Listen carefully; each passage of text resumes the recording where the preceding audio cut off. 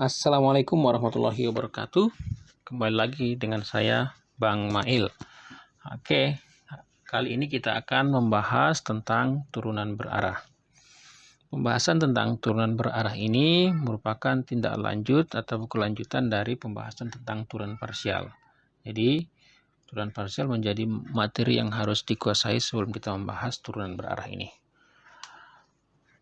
Pada turunan parsial kemarin, sebelumnya, jadi kita sudah memahami bahwa turunan parsial terhadap X, misalkan di titik X0, Y0, itu menyatakan kemiringan atau gradien dari garis singgung di titik X0, Y0. Jadi searah atau yang arahnya searah dengan sumbu X. Nah, kalau dia turunan parsial terhadap Y, maka dia searah dengan sumbu Y. Nah, sekarang pertanyaannya adalah bagaimana kalau garis tadi atau kemiringan garis tadi tidak searah dengan sumbu X maupun sumbu Y. Nah, maka pada kesempatan ini akan dibahas ya turunan berarah. Nah, arahnya itu adalah dengan arah vektor tertentu. Nah, di sini kita namakan dengan vektor U. Oke, jadi kalau kita lihat kira-kira gambarnya itu seperti ini ya. Jadi vektornya ini tidak searah sumbu X maupun tidak searah vektor tidak searah sumbu X maupun sumbu Y. Jadi arahnya sembarang begini. Oke, jadi kalau kita misalkan sudutnya adalah theta, sudut antara tadi garis singgung tadi dengan vektor U itu adalah theta, maka kemiringannya itu merupakan kemiringan dari garis itu adalah kita simbolkan dengan du fx, y dan nilainya akan sama dengan tangen theta. Oke, jadi misalkan kita sini pangkalnya adalah P0, x0. Kemudian titik tertentu tadi namanya P, misalkan x, y. Ini ada vektor U. Nah, misalkan U itu adalah U1, U2, itu vektor satuan dengan pangkalnya di P0, x0, y0. Nah, jadi jika jarak dari P0 ke P itu adalah S gitu ya, maka kita mempunyai hubungan seperti ini, bahwa vektor P0 P sama dengan S kali U. Nah, ini sendiri adalah vektor P0 P itu adalah pengurangan unsur-unsur yang bersesuaian di P dengan terhadap P0 ya, X kurang X0 kurang Y kurang Y kurang Y0, dan akan sama dengan S kali vektor U tadi U1, U2. Nah, dari sini kita dapatkan dua persamaan. Yang pertama adalah X kurang X0 sama dengan S U1, dan yang kedua nanti Y kurang Y0 sama dengan S U2. Nah, kalau kita tulis tadi persamaan satunya X menjadi X sama dengan X0 tambah SU1. Dan ini kita turunkan terhadap S, didapatkan sama dengan U1. Sedangkan yang Y tadi turunkan terhadap S, akan kita dapatkan U2 ya. Jadi di sini S-nya aja yang berpengaruh ya. Y0-nya merupakan Y0 dan X0 itu merupakan konstanta, sehingga turunannya terhadap S adalah 0. Oke, nah sekarang kita perhatikan nilai Z. Nah, di titik atau di garis lengkung ya kita dia Z sama dengan fx, y sama dengan fx0 tambah su1, y0 tambah su2.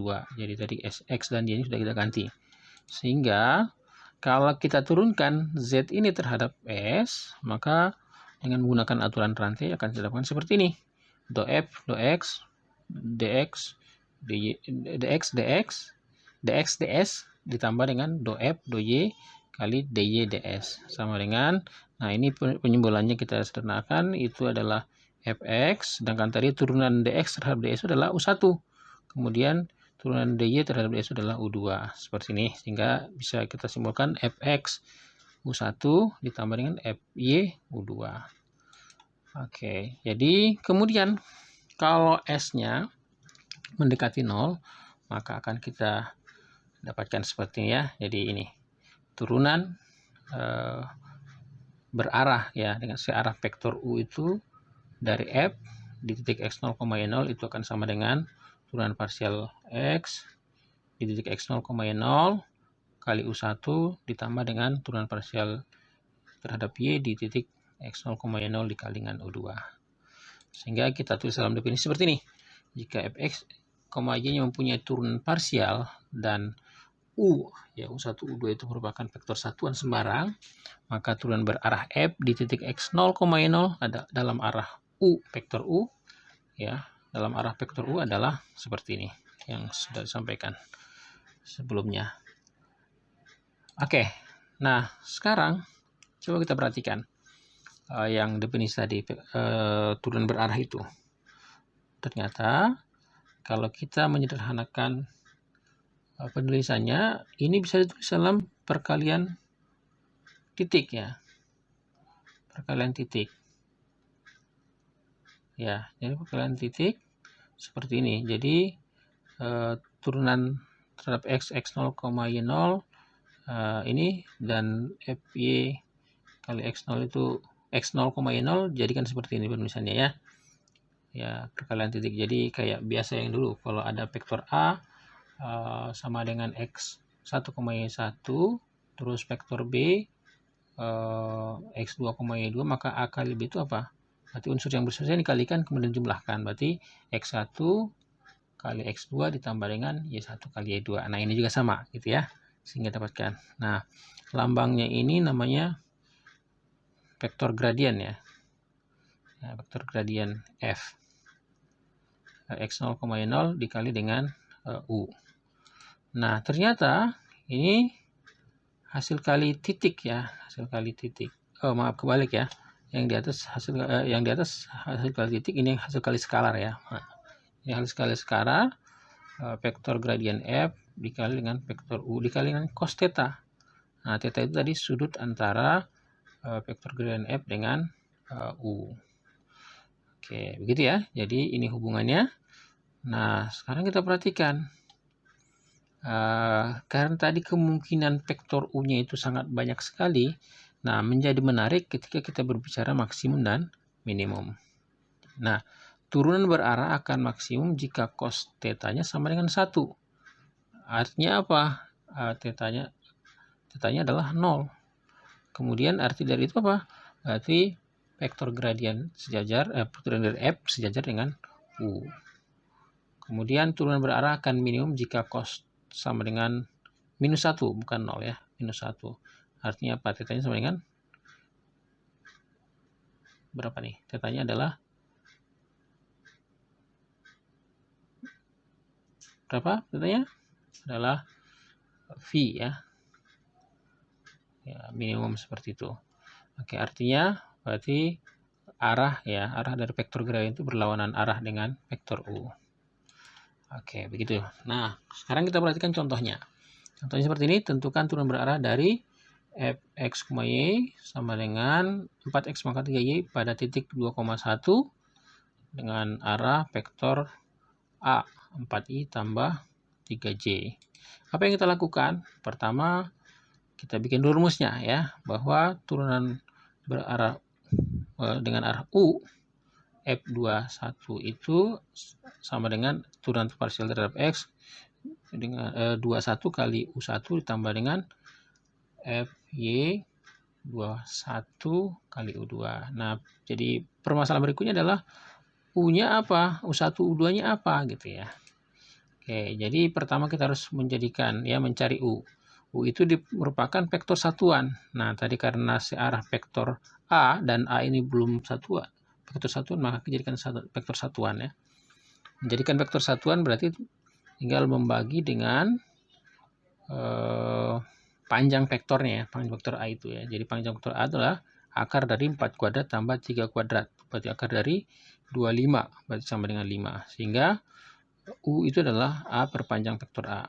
4i tambah 3j per 5. Sehingga kita sederhanakan misalnya 4 per 5 kali I tambah dengan 3 per 5 kali J. Itu dapat teman U adalah 4 per 5, 3 per 5. Nah, sehingga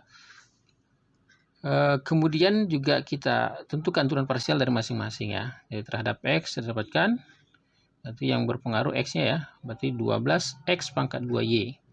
Sedangkan terhadap Y-nya itu adalah 4X pangkat 3, berarti turunan dari Y 1, yang lainnya konstanta. Kemudian kita masukkan masing-masing titik 2,1. Sehingga dapatkan untuk turunan parsial terhadap X itu adalah 48, sedangkan turunan parsial terhadap Y, nah ini FY ya, itu adalah 32. Oke, kemudian kita tinggal masukkan aja bahwa turunan berarah secara U F21 itu adalah Fx21U1 tambah Fy21U2, sehingga dapatkan 48 Fx-nya, U1-nya 45 ya, 45 dari sini ya. Kemudian Fy-nya adalah 32, ini kali dengan U2-nya adalah 3/5, sehingga dapatkan 288/5. Oke, jadi begitu ya. Jadi intinya harus teliti sedikit. Nah, kalau kita teliti ya bisa diselesaikan. Oke, terima kasih. Mudah-mudahan bermanfaat. Assalamualaikum warahmatullahi